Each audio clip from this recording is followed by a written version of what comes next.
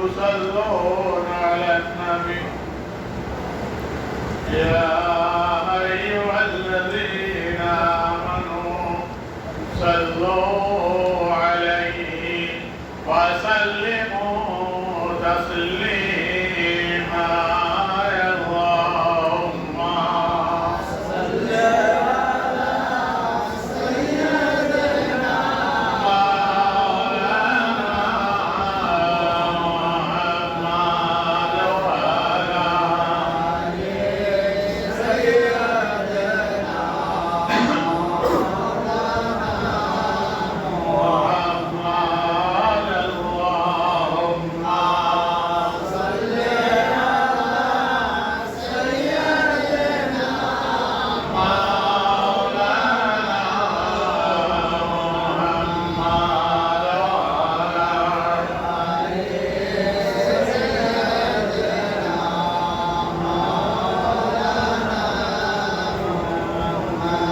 আমরা সবাই গুনাহগার গো নবীজি আপনার চিনলাম না সে কারণে রোজার শহরে আমাদেরকে বললেন না আল্লাহুম্মা সাল্লি আলা সাইয়্যিদিনা মাওলানা মুহাম্মদ ওয়া আলি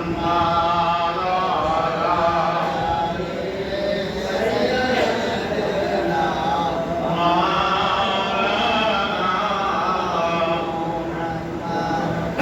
اللهم صل وسلم وبارك عليه উপস্থিত আমার সম্মানিত মুসলিম کرام আসসালামু আলাইকুম ওয়া রাহমাতুল্লাহি ওয়া বারাকাতুহু মহান আল্লাহ রাব্বুল আলামিন দরবারে লাখো কোটি শুকরিয়া যে আল্লাহ রাব্বুল আলামিন আমাদেরকে জিলকদ মাসের প্রথম জুমায় জুমা আদায় করার জন্য আল্লাহ পাক তারিখ রাখার তৌফিক দিলেন সেজন্য সকলে বলি আলহামদুলিল্লাহ আল্লাহর হামদের সাথে সাথে লক্ষ কোটি দরুদ ও সালাম সেই রাসূল মকবুল সাল্লাল্লাহু আলাইহি ওয়াসাল্লামের রওজায়ে আতহারে যিনি উম্মতের জন্য জীবনে একবার ফরজ করেছেন হজ সেই রাসূল মকবুল সাল্লাল্লাহু আলাইহি ওয়াসাল্লামের রওজায়ে আতহারে লক্ষ কোটি দরুদ ও সালাম প্রিয় হাজিরিন জিলকদ মাসের আজ প্রথম তারিখ প্রথম জুমা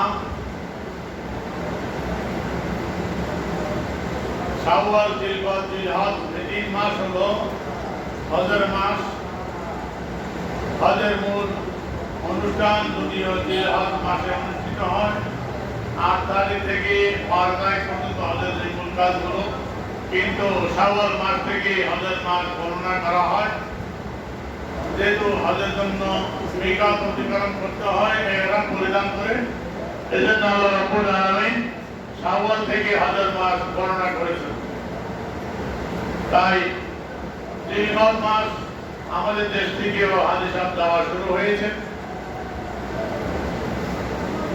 আজকে সেই হজের উপর আলোচনা করার জন্য ইচ্ছা করেছি হজের বিষয়বস্তু হজ গত 3 জুমা যাকাতের উপর আলোচনা শুনেছেন যাকাত যারা সুষ্ঠু আদায় করতে পারেন সেই দিকে লক্ষ্য রাখবেন আজ থেকে ইনশাআল্লাহ আমরা হজের উপর আলোচনা করব হজ কোন ধরনের ইবাদত যাকাত এবং হজ উভয়ের জন্য অর্থ শর্ত মালি ইবাদত কিন্তু হজের জন্য অর্থের সাথে শারীরিক ভাবাও শর্ত আল্লাহ রাব্বুল আলামিন পবিত্র কোরআনুল কারীমের ভিতরে ইরশাদ করেন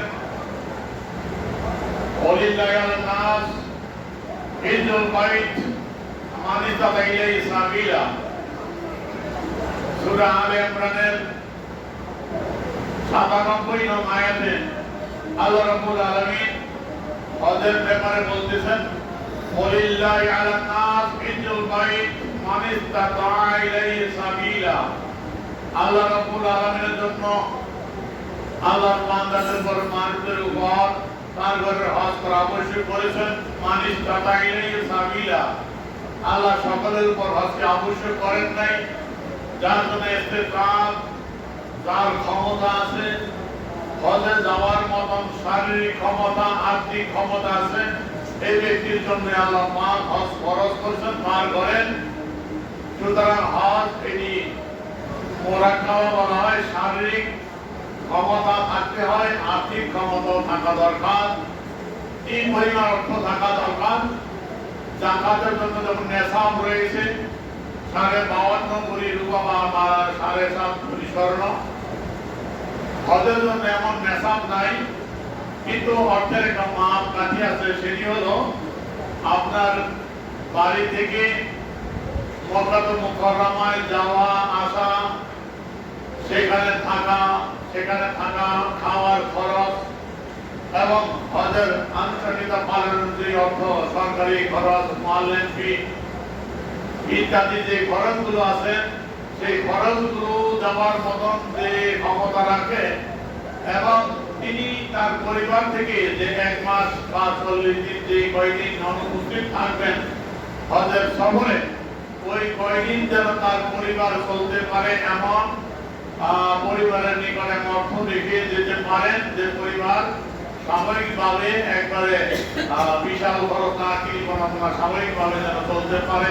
এই ধরনের খরচ পরিবারকে দিয়ে হজের যাওয়া আসার খরচ, সেখানে থাকার খরচ, যাবতীয় পালনের যে খরচ, এই অর্থ যার কাছে আছে তার উপরই শারীরিক ক্ষমতা যদি থাকে এর সাথে, তাহলে তার উপর হজ খরচ হয়ে গেল।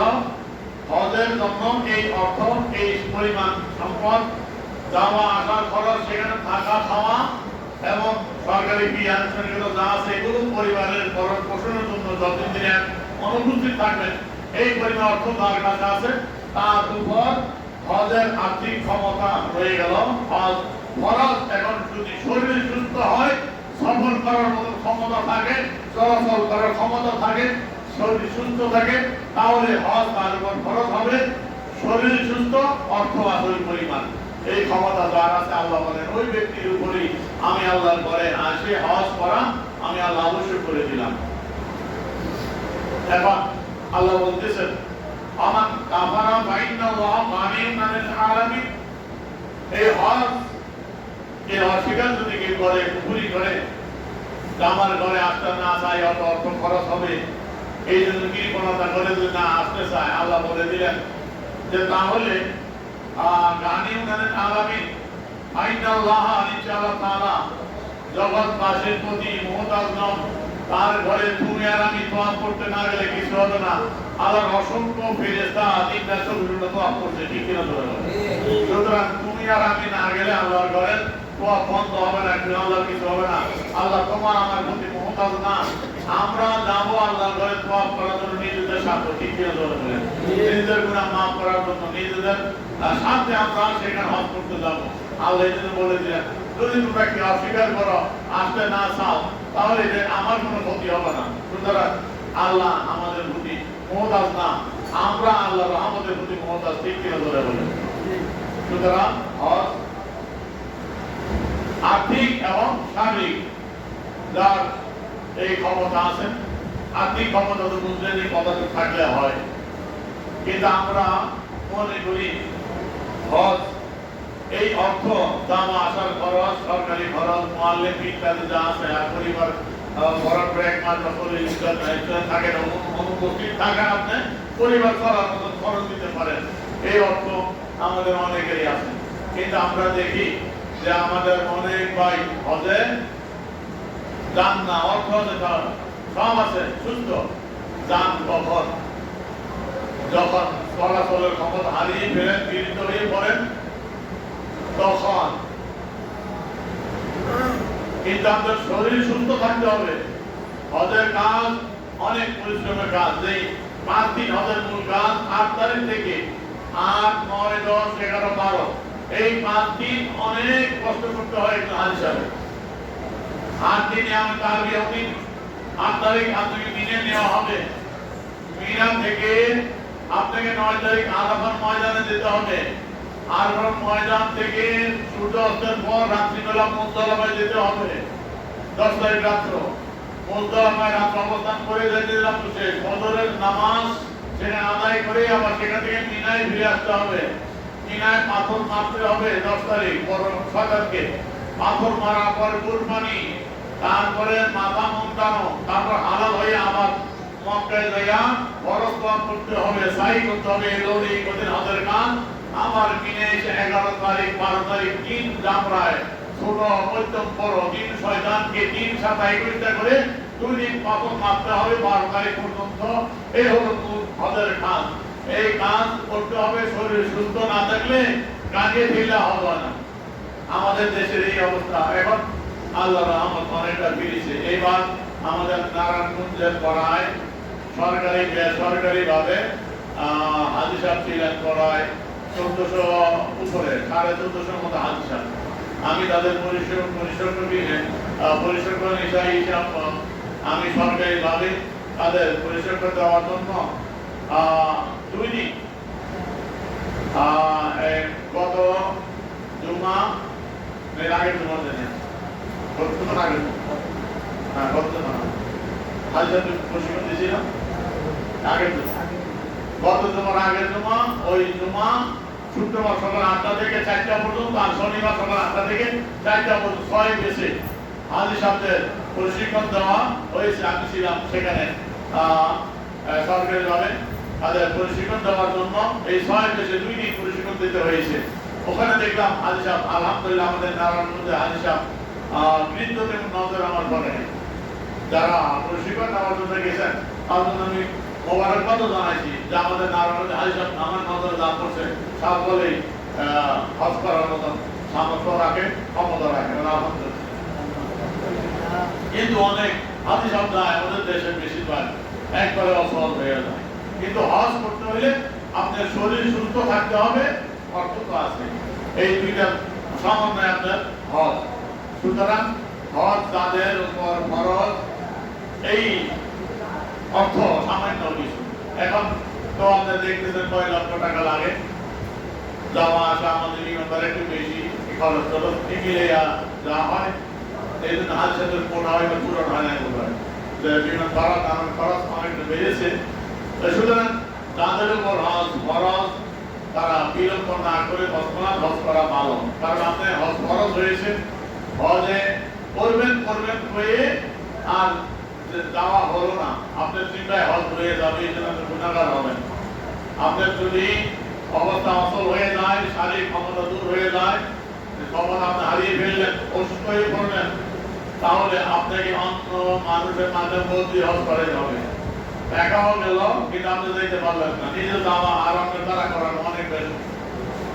সুতরাং ওই হজ ফরজ হওয়ার পর আপনি ওই নানান বাহানা না দিয়া, যে এখন অল্প বয়স, হজ থেকে আসলে তো আবার একটু যদি একটু পিঠা কথা পাওয়া লাগে, ব্যবসা বাণিজ্য করে একটু পাওয়া লাগে, তাই তাহলে একটু বয়সটা হোক, তারপরে যাই দাড়ি একটু পাকেন, মুরব্বী ধরি। কিন্তু আপনি যে দাড়ি পাকবেন, মুরব্বী হইবেন, বয়স হবেন, আপনাকে ভিসা দেওয়া আসেনি যে আপনি এতদিন বাঁচবেন।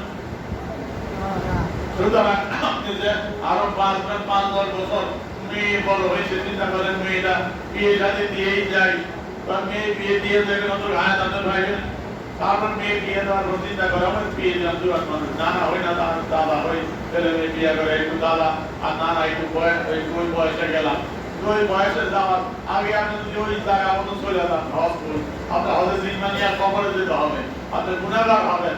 সুতরাং আপনি ওসিয়ত করে দিতে হবে বড় ভেজাল। সুতরাং হজ ফরজ হওয়ার সাথে সাথে আপনি হজে চলে যাবেন, এটাই হলো উত্তম, এটাই নিয়ম। সুতরাং আমরা হজ ফরজ হওয়ার সাথে সাথে হজ করতে পারি। আল্লাহ যেন সেই তৌফিক সকলে বলি আমিন। হজের অনেক ফজিলত, অনেক বরকত রয়েছে। সুতরাং আমরা সেগুলো পর্যায়ক্রমে শুনব। হজ সম্পর্কে যে খুতবার শুরুতে বলছিলাম, হজ জীবনে একবার পড়া আল্লাহ রাসূল যে আমার জন্য ব্যবস্থা করে গেলেন, যেখানে হাদিসে পাকি عن أبي هريرة رضي الله عنه قال خطبنا رسول الله صلى الله عليه وسلم وقال يا أيها الناس قد فرض عليكم الحج فحجوا। হযরত আবু হুরায়রা রাদিয়াল্লাহু তাআলা আনহু থেকে বর্ণিত, তিনি বলেন খাতাবানা রাসূলুল্লাহ সাল্লাল্লাহু আলাইহি ওয়াসাল্লাম, একদিন রাসূল পাক সাল্লাল্লাহু আলাইহি সাল্লাম আমাদের উদ্দেশ্যে খুতবা দিলেন।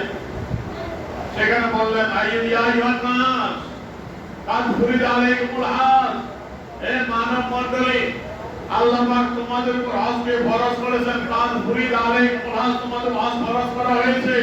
ফাহুজ্জু, সুতরাং তোমরা আল্লাহর হজ আদায় করো। এখন কয়বার করতে হবে? শুধু বলতে তোমরা হজ করো। ফাকালা রাজুলুন, তখন এক সাহাবী, অনেক বর্ণনা রয়েছে, সেই সাহাবীর নাম হলো হযরত আকরাম বিন হাবিস। হযরত আকরাম বিন হাবিস আকরাম বিন হাবিস ফাকালা ফি কুল্লি ইয়াউমিন ইয়া রাসূলুল্লাহ। আর আকরাম বিন হাবিস রাদিয়াল্লাহু তাআলা দাঁড়িয়ে গেলেন, দাঁড়িয়ে বলে, ইয়া রাসূলুল্লাহ, আকুল আমিন ইয়া রাসূলুল্লাহ, ও আল্লাহর রাসূল, হজ কি কুল আমিন প্রত্যেক বছরই আমরা করব? সাহাবী জিজ্ঞাসা করলেন, ইয়া রাসূলুল্লাহ, হজ কি প্রতি বছর করব? আল্লাহর রাসূল কোনো জবাব দিলেন না। সাকাতা, নীরবতা পালন করলেন। হাত্তা কলা সালাসা, তিনবার জিজ্ঞাসা করলেন, ইয়া রাসূলুল্লাহ, হজ কি প্রতি বছর করব? ইয়া রাসূলুল্লাহ, হজ কি প্রতি বছর করব? একবার, দুইবার, তিনবার বলার পরে আল্লাহ রাসূল এখন জবাব দিলেন। وقال لو قلت نعم لوجبت, আল্লাহ রাসূল বলতেছেন, লাউ কুলতু নাম লাওয়াজাবাত, হে আকরাম বিন হাবিস, তুমি বারবার জিজ্ঞাসা করতেছি, ইয়া রাসূলুল্লাহ, হজ কি প্রতি বছর করব? আমি একবার, দুইবার, তিনবার, আমি প্রথমবার কিছু বলি নাই, তারপর আবার রিপিট করলাম, বললেন আবারও পুনরায় জিজ্ঞেস করছো, তো শোনো, লাউ কুলতু নাম লাওয়াজাবাত, আমি রাসূল যদি এখন বলি হ্যাঁ, লাউ কুলতু নাম, আমি যদি বলে দিই হ্যাঁ লাওয়াজাবাত, তাহলে প্রতি বছর তোমাদের হজ করতে হবে। আমি যদি এখন বলে দিই হ্যাঁ, তোমার কথা পরিপ্রেক্ষিতে যদি আমি বলি হ্যাঁ হ্যাঁ, তাহলে প্রতি বছর তোমাদের হজ করতে হবে। কিন্তু আল্লাহ রাসূল বলে দিলেন, লামা ইসতাতাতুম, তোমরা সক্ষম হবে না। যদিও তোমরা এখন চাইছো পারবা, কিন্তু ওদের ভবিষ্যৎ আমার উম্মত যারা আসবে তারা পারবে না, প্রতি বছর হজ করতে আসতে পারবে না। কারণ প্রতি বছর হজে যাওয়া, সফরে যাওয়া, যদি হজ প্রতি বছরই করতে হইতো, রমজান যেমন, ওই সাহাবী এখন জিজ্ঞাসা করতে পারেন, সাহাবী যখন জিজ্ঞাসা করলেন, তিনি জিজ্ঞাসা করার কারণ ছিল, তিনি দেখেন রমজান মাস বছরে একবার আসে। যখন শাওয়ালের চাঁদের, যখন শাবানের চাঁদ শেষ হয়ে রমজানের চাঁদ উদিত হয়, ওই চাঁদ উদয় হওয়ার সাথে সাথে সারা বিশ্বে রমজান মাসের রোজা ফরজ হয়ে যায়। ঠিক আছে, প্রতি বছরই ঘুরে ঘুরে যখন শাবানের পর রমজান চলে আসে, রমজান মাসে রোজা রাখা ফরজ। এক বছর রোজা করলাম, পরবর্তী বছর যখন রমজান আসলো রোজা মাফ নাই, রোজা প্রতি বছরই রমজান মাস আসলে করা লাগে। এখন সাহাবী চিন্তা করলেন, রমজান মাস আসতে যেহেতু রোজা করা লাগে, তাই হজের মাস শাওয়াল, জিলহজ, যদিও কিন্তু হজের মূল কাজ হইল জিলহজের 8 তারিখ থেকে যাইয়া হজের মূল কাজগুলো মিনায়, আরাফা, মুজদালিফা, রমিজিকাত, এই কাজগুলো আছে। এই তারিখগুলো আসলে কি এই কাজগুলো করতে হবে কিনা, হজ করতে হবে কিনা? যেহেতু রমজান মাস আসে, বছর ঘুরে আসলে রমজান রোজা রাখতে হয়, তো বছর ঘুরে ঘুরে যখন জিলহজ মাসের 9 তারিখ আসবে, আরাফার ময়দানে যাওয়ার সামর্থ্য থাকতে হবে কিনা, মুজদালিফায় থাকতে হবে কিনা, মিনায় থাকতে হবে কিনা, পাথর মারতে হবে কিনা, হজের কাজগুলো করা লাগবে কিনা, এই জন্য তিনি জিজ্ঞাসা করলেন ওই রমজানের উপর কিয়াস করে, যে বছর ঘুরে ঘুরে রমজান মাস আসলে রোজা রাখা লাগে। যখন 5 ওয়াক্ত নামাজ ফরজ, যখন নামাজ রক্ত ঘুরে ঘুরে নামাজ রক্ত হয়, আজকে নামাজ পড়লাম, কালকে আর পড়া লাগবে না, কালকে যখন আবার জহুর হবে, আসর হবে, মাগরিব হবে, ওই সময় আসলেই ইবাদত করতে হয়। তো সাহাবী মনে করলেন বছর ঘুরে ঘুরে যখন হজের তারিখ আসবে, হজের মাস আসবে, হজ করতে হবে কিনা, এই ক্লিয়ার হওয়ার জন্য রাসূলকে জিজ্ঞাসা, ইয়া রাসূলুল্লাহ, হজ কি প্রতি বছর করব? আমার রাসূল জবাব দিলেন, আমি যদি একটা বলে দিই তাহলে প্রতি বছরই হজ করতে হবে, কিন্তু প্রতি বছর হজ করা তোমাদের জন্য সম্ভব নয়, তোমরা পারবে না। সফরে যাওয়া, প্রতি বছর যাওয়া, প্রত্যেক সামর্থ্যবান ব্যক্তি সেখানে উপস্থিত হওয়া অনেক জটিল, কারণ সেখানে সমস্ত প্রত্যেক ব্যক্তি আমাদের দেশে মনে করে যারা হজ করে আছে তাদের আবার এই বছর যাওয়া লাগতো, যারা গত বছর গেছেন এই বছর, মানে সামর্থ্য ব্যক্তি প্রতি বছর যদি হজ করা লাগে তাহলে ওই মক্কায় ওই জায়গায় সম্মেলন হওয়ার কথা ছিল না। তারপরে সফর করে প্রতি বছর যাইতে অর্থ যে খরচ, একবার যাইতে চিন্তা করে যাবো না এত টাকা লাগে, ওই কাজ করে প্রতি বছর যাইতে হইলে কি সমস্যা, এই যে আল্লাহ বলবেন তোমরা পারবে না। সুতরাং আমি যদি বলি তাহলে প্রতি বছর করতে হবে, কিন্তু তোমরা পারবে না। আল্লাহ রাসূল বলে দিলেন শোনো, আল হজ্জ মাররাতুন, হজ জীবনে একবার ফরজ, বলেন না সুবহানাল্লাহ। মান জাদা বা তাতাউহা, অতিরিক্ত যদি করতে পারো সেটা নফল হিসাবে করতে হবে। ফরজ হজ একবারই, তুমি হজ করেছো, ফরজ আদায় হয়ে গেছে, তোমার উপর আর যাই হজ করা লাগবে না। গত বছরই হজের মাস আসুন না কেন, তোমার উপর হজ আর ফরজ নাই, তুমি পরে আবার করো, এটা নফল হবে। হজ করার সুযোগ আছে কিন্তু নফল হিসাবে করবা, ফরজ হজ একবারই, বলেন না সুবহানাল্লাহ। এখন আল্লাহ রাসূল বলেন যে হে আমার সাহাবী, জারুনি মা তারাকতুকুম, আমাকে ছেড়ে দাও, আমি যেখানে তোমাদের রেখে দেই। এই অংশটুকু এবার কামেল পরীক্ষা আসলো। গতকাল আমি পরীক্ষার দায়িত্ব পালন করতে হয়েছে, কামেল পরীক্ষা চলছে 4 ঘন্টা। এবার পরীক্ষা হচ্ছে বিশ্ববিদ্যালয় থেকে 1:30 থেকে শুরু করে 5:30 30 পর্যন্ত 4 ঘন্টা পরীক্ষা, 4টা থেকে 5:30। ঢাকা ছিল সেন্টার, সেখানে আমাদের ছাত্র অন্যান্য প্রতিষ্ঠান ছাত্র সেখানে ছিল, সেই হলে সেখানে পরীক্ষা চলছে 4 ঘন্টা ব্যাপী। সেখানে সারাদিন ওই হলে থেকে সন্ধ্যা পরে বাসায় আসতে হয়েছে, সারাদিন কাজে ওইখানে ছিল।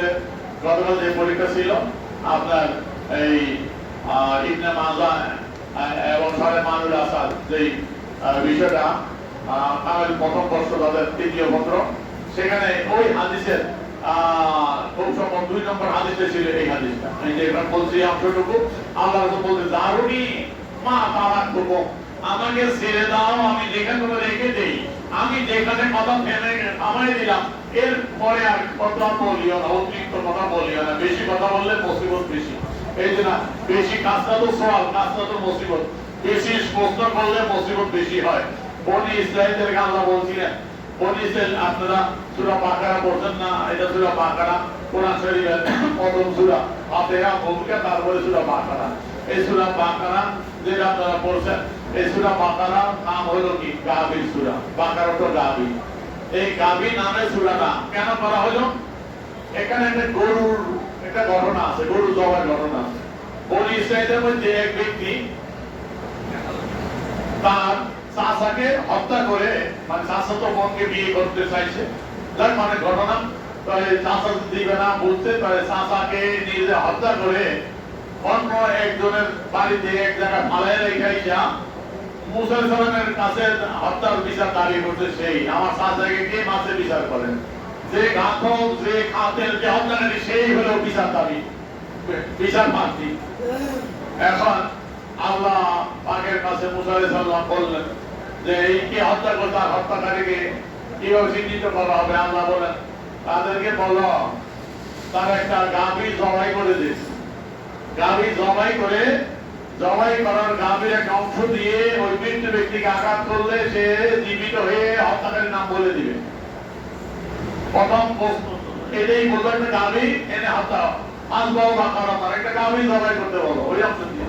এখন বনি ইসরাঈল আইসা আবার প্রশ্ন করে, ও মুসা আলাইহিস সালাম, গরু তো কত হাজার হাজার গরু, শত শত গরু, ওই কোন গরুর গায়ে কেউ জিজ্ঞাসা না, রংটা কেমন, বয়স কেমন, দেখতে কেমন, তাই এক এক প্রশ্ন করে আল্লাহ রং কেমন, আল্লাহ আসরুন না জেনে লোকে দেখতে চাইয়া থাকে, এমন সুন্দর রং, বয়সটা কেমন, বুড়াও না ছোটাও না, আমারও বেড়া জানি কে পড়তে পড়তে বয়স হইল, বুড়াও না করবেন না, ছোট অবশ্যই বাঁচল না, মধ্যবর্তী বয়স মুসলমান কয়েক সেল দেয় মাল বহন করে নাই, তার খুঁজে কিছু নাই, একেবারে নিক কিনে সম্পর। এখন গরু খুঁজে আর পাইছে। এখন শুরুতে ছিল গরু জবাই করলে হইতো, এখন গরুর এত জীবন হয়েছে মুক্ত কইরা কইরা কইরা আর মজদুর আল্লাহ খুঁজছে, মুক্ত তো আল্লাহ পায় যা গরু খুঁজতে খুঁজতে অনেক গরু একটা মিলে না, বুঝলেন তো? বয়স মিলে রং মিলে না, রং মিলে বয়স মিলে না, বয়স রং মিলে তাক আছে, আল চাল দিছি, পানি টানছে, মিলে না, হয় হয় গরু পায় না। এটা খুঁজতে খুঁজতে খুঁজতে খুঁজতে একটা গরু পাইছে, আল্লাহর ইশারা গরু একটা পাইছে। গরুটা কার? আল্লাহর এক ওলির, আল্লাহর এক ওলির গরু একটা রেখে গেছে। একটা পরিবারটা ছিল নিঃস্ব, একটা গরুই ছিল ছোট ছোট ছোট এক মাসুম বাচ্চা, ছোট বয়স, আর কিছু নেই। আল্লাহর ওলি ইন্তেকাল করে গেছে। এখন গরু খুঁজতে খুঁজতে আল্লাহর ওলির গরুটার সাথে মিলে গেছে, বলেন না সবাই? আল্লাহর সিফতের কথা বলতে সব গরু মিলছে, গরুর সাথে মিলে গেছে, বয়স মিলছে, রং মিলছে, দেখতে সব মিলছে। একটা পাইছি তো গরু, তো গরু পাইছে, ঠিক আছে গরু কিনো। আল্লাহ দিন দিলে ভাবে জিবেল যা গরুর দামটা কই নাই। এখন যাই পিসির কানে হয়ে গেছে, গরু কিনতে বড় মার কাছে, গরুর দাম কত কইবা? কত কইতাম? গরু জমাই করে এটা খাল দিয়া বস্তা বানায় এটার ভিতরে স্বর্ণ রূপা ভরে দিবি, বলছে এই পরিমাণ লাল আগে ভরে এই পরিমাণ দিলে দিবা না দিবা না। এখন এই যে গরু জমা করতে হয়েছে, আমি কিনতে আছে দাম কত? দামের high high high high high এত যেহেতু গরু জমাই করতাম, আল্লাহ তোমার গরু করতে জমাই করতে চাইছিলাম, অর্থের দাম হয় না। এখন তারপরে দায়িত্ব হয়ে যাই হোক গরু পরে করছে, এখন প্রশ্ন বেশি করছে, মুসিবত বেশি করছে। এখন আল্লাহ ভাগ এটা একমত, আল্লাহ ভাগ দরবারের পরিবারটাকে স্বাবলম্বী করে দিলেন এই দিক দিয়ে, বলেন না সুবহানাল্লাহ? আল্লাহর ওলি যারা আল্লাহর আবাদকে আল্লাহ ভাগ নজর রাখে, ঠিক কিনা ধরে বলেন? আল্লাহ ভাগ এই ঘটনা দিয়ে আল্লাহর ওলির পরিবারকে স্বাবলম্বী করে দিলেন। কোন ইসের গরু মানুষ জবাই করলো, লেজার দিয়া ওই মৃত্যু ব্যক্তির আঘাত করে দাঁড়ায় গেছে, কে মারছে? আমার তো সেই মারছে। সুতরাং যে বিচার প্রার্থীতে হলো আসামি খাতেন, যাই আল্লাহ পাক ওইভাবে সেই বিচার ফয়সালা করে জীবিত করে দিয়েছেন। আমার কথা আল্লাহ রাসূল বলতেছে কাজটা তো সল, তো তোমরা বেশি প্রশ্ন করিও না, আমি যেখানে ছেড়ে দেই ওখানে তোমরা থামাও। কারণ পূর্ববর্তী যারা ছিল তারা নবীদের সাথে বেশি প্রশ্ন করেছে, একতলাপ করে আর আলাদা তারা ধ্বংস হয়ে গেছে। শুধু আমাকে বেশি প্রশ্ন করিও না, আমি যেখানে থেমে যাই সেখানে থামো, অতিরিক্ত কথা বলিও না। এবং আমি ভাইজা আমার তো কোন বিষয় বা ভূমি নমাস্তা বাথুম, আমি যখন তোমাদেরকে কোনো বিষয়ে আদেশ করি তোমরা তোমাদের সাহিত্য অনুযায়ী সেগুলো পালন করার চেষ্টা করিও। এতে তাদের কথা বলছে আল্লাহর নবী যেটা আদেশ করেন চাপায় দেন নাই, যেখানে এহসান কত, আমি যে আদেশ করি তোমাদের সামর্থ্য অনুযায়ী তোমরা পালন করিও। যেমন নামাজ ফরজ, ক্যাম্প করা ফরজ না, দাঁড়িয়ে নামাজ পড়া। আপনি দাঁড়াইতে পারেন না, আপনি রশিদে পাইতে দাঁড়া করাইব আর কয় না পয়সাই পড়েন, দাঁড়াইতে পারেন না পয়সা পড়েন, আপনার নেস্তে দাম ক্ষমতা তোমাদের কাছে। তাহলে আছে বলছে আমি যখন আদেশ করি কোনো বিষয়ে তোমাদের সামর্থ্য অনুযায়ী সেগুলো বাস্তবায়ন করবা, পালন করবা।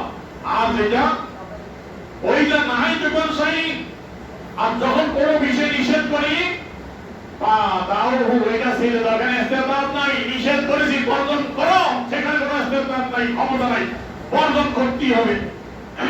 আল্লাহ রাসূল নিষেধ করেছেন, আল্লাহ রাসূল নিষেধ করেছে ওই কাজে যাওয়া যাবে না। মিথ্যা কথা বলা কার নিষেধ? আল্লাহ রাসূল নিষেধ না? মিথ্যা কথা বলা যাবে না, মদ খাওয়া যাবে, নেশা করা যাবে, জুয়া খেলা যাবে। আল্লাহ রাসূল যা নিষেধ করেছেন তা বর্জন করতে হবে, এটা ঈমানের দাবি। রাসূল তাই বললেন, আমি যখন কোনো আদেশ করি তোমাদের সামর্থ্য অনুযায়ী সেগুলো বাস্তবায়ন করো, আমল করো। যখন কোনো বিষয় নিষেধ করে দেই ওই নিষেধ কৃত বস্তু থেকে তোমরা দূরে থাকো, বর্জন করো, এখানে কোনো কথা সুযোগ নাই। নিষিদ্ধ যে হারাম, হারামের কাছেও যেতে পারবে না, আল্লাহ রাসূল সাবধান করে দিলেন। এখন এখানে একটা কথা হলো, আল্লাহ রাসূল বলছেন আমি যদি হ্যাঁ বলে দেই তাহলে তোমাদের প্রতি বছরই হজ করতে হবে। তাহলে বুঝা গেল আমার নবীর জমানের ভিতরে ক্ষমতা আছে কি নাই? আল্লাহ রাসূলকে আল্লাহ সেই ক্ষমতা দিয়েছেন, শরীয়তের মধ্যে হুকুম দেওয়ার ক্ষমতা আল্লাহ রাসূলকে আল্লাহ তার হাবিবকে দিয়েছে, ঠিক কিনা করে বলেন। আল্লাহ রাসূল বলতেছেন তুমি আমাকে জিজ্ঞাসা করলে হজ কি প্রতি বছর করতে হবে কিনা, আমি যদি হ্যাঁ বলে দেই, না বলি, হ্যাঁ বলে উত্তর দেই, প্রতি বছর হজ করা ফরজ হয়ে যাবে। তাহলে বোঝা গেল আমার রাসূলের জমানের ভিতরে আল্লাহ পাক ক্ষমতা দিয়েছেন। আল্লাহর হাবিব যা বলেন সেটাই শরীয়ত, ঠিক কিনা ধরে বলেন। রাসূলকে সেই ক্ষমতা দিয়েছেন। রাসূল সারে আল্লাহ রাসূল, আল্লাহ সারে আল্লাহ হুকুম দানকারী রাসূল। এই জন্য আল্লাহ কোরআনে বলছেন ওইদা কাদাল্লাহু ওয়া রাসূলুহু, যার কোন বিষয় আল্লাহ আল্লাহ রাসূল ফয়সালা করে, তাই ফয়সালা দেওয়ার মালিক আল্লাহ ও তার রাসূল। আল্লাহর শরীয়তে ফয়সালা দেয়, তার হাবিবকে ক্ষমতা দিয়েছে শরীয়তের মধ্যে ফয়সালা দেওয়া, ঠিক কিনা ধরে বলেন। এই জন্য আমরা দেখি সরকাতুল ফিকিরের সেই হাদিস হযরত ইবনে আব্বাস রাদিয়াল্লাহু তাআলা বলেন আদা ফারাদা রাসূলুল্লাহ সাল্লাল্লাহু আলাইহি ওয়াসাল্লাম সরকাতুল ফিকির আল্লাহর হাবিব আবশ্যক করেছেন, ওয়াজিব করেছেন, ফরজ করে দিয়েছেন। বলেন না সুবহানাল্লাহ।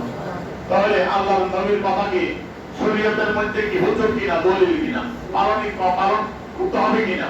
সুতরাং আমাদের দেশে এখন এক ধরনের বাড়িতে ফেসবুকে দেখবেন যারা মিডিয়ার মধ্যে কথা বলে যে হাদিস দরকার নাই, হাদিস অনেক পরে আইছে, এনে মিথ্যা কথা অনেক কিছু আছে, কোরআনই যথেষ্ট। বলেন না আলহামদুলিল্লাহ। তারা হাদিসকে অস্বীকার করে। আল্লাহ নবী 1400 বছর আগে বলে গেছেন যে এমন এক কাউম আসবে কিয়ামতের আগে, তারা আরাম কেদারের মধ্যে টেরাম দিয়ে বলবে আর যখন হাদিস যাবে তার কাছে হাদিস কি দরকার, কোরআনই যথেষ্ট। বলে না আলহামদুলিল্লাহ। কোরআন রাসূল বলে এখন কোরআন যেমন হারাম করে আমি নবী হারাম করি, কোরআন যেমন আবশ্যক করে আমি নবী আবশ্যক করি। কোরআন যেমন মানতে হবে, নবীর কথা মানতে হবে। এই জন্য আল্লাহ বলছেন খুযু মা আতাকুম রাসূলু ফাখুযুহু, আল্লাহ নবী যা বলে তা আঁকড়িয়ে ধরো।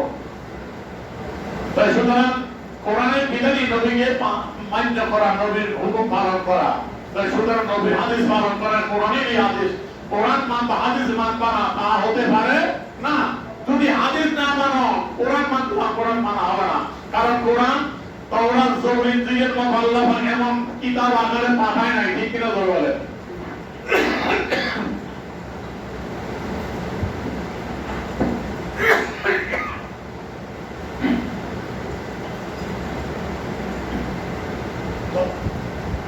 তাওরাত জবুর ইনজিল এবং কিতাব আকারে আসলো, কোরআন ওই আকারে আমার নবীর কলমে ঢেলে দেওয়া হলো। আল্লাহ নবীর জবান দিয়ে কোরআন বের হয়েছে, ঠিক কিনা ধরে বলেন। হাদিস বের হয়েছে নবীর জবান দিয়া, কোরআন বের হয়েছে কার দিয়া, নবীর জবান দিয়ে। সুতরাং কোরআন কিতাব আকারে আল্লাহ দেয় নাই, নবীর জবান দিয়ে বের হয়েছে কোরআন, হাদিসও। এই জন্য উভয়টাকে ওহী বলা হয়। ওহী মাতলুব, ওহী গায়রে মাতলুব। একটা ওহী আমাদের তেলাওয়াত করা যায়, ওহী মাতলুব এটা কোরআন, আর গায়রে মাতলুব এটা হাদিস। সুতরাং কোরআন যেমন মানতে হবে, নবীর হাদিসও মানতে হবে, ঠিক কেন ধরে বলেন। যদি কোরআন মানো হাদিস মানো না, তাহলে তুমি ইসলামের থেকে বাইরে চলে গেলা। তুমি কোরআন হাদিস উপরে না মানতে হয়। আল্লাহ তো বলতেছেন কি বিদায় হওয়ার সময় আমি তোমাদের মাঝে রেখে গেলাম এমন জিনিস, যেই জিনিসগুলো আঁকড়িয়ে ধরলে, যেই দুইটা আঁকড়িয়ে ধরলে তোমরা পথ হবে না। একটা আল্লাহর কিতাব, একটা সুন্নাত, আমার নবীর সুন্নাত। সুতরাং নবীর সুন্নাত হাদিসকে আঁকড়িয়ে ধরতে হবে। সুতরাং হাদিসও পালন করতে হবে। কোরআন যেমন আবশ্যক মানা, হাদিসও মানা আবশ্যক, ঠিক কিনা ধরে বলে মানতে হবে। এখন আরেকটা সম্প্রদায় আছে যারা বলে নবীর কোনো ক্ষমতা নাই, নবীকে অক্ষম মনে করে। তাদের এক মুরব্বী বলছে जिसका नाम मोहम्मद আলী, ওসি তার নাম মোহাম্মদ আলী, তার কোন শরীয়তে কথা বলার অধিকার নাই, এখতিয়ার নাই। मोहम्मद से चाहे कुछ नहीं होता, मोहम्मद रसूल की सोना বলে নাউজুবিল্লাহ। সুতরাং তাদের এই আকীদা ভ্রান্ত। তারা বলে নবীর কোনো ক্ষমতা নাই, নবী চাইলে কিছু হয় না। তো নবী চাইলে কিছু হয় না, এখানে আল্লাহ রাসূল বলেন আমি যদি বলতাম, আমি যদি চাইতাম প্রতি বছর হজ করা ফরজ হয়ে যেত, ঠিক কিনা ধরে বলেন।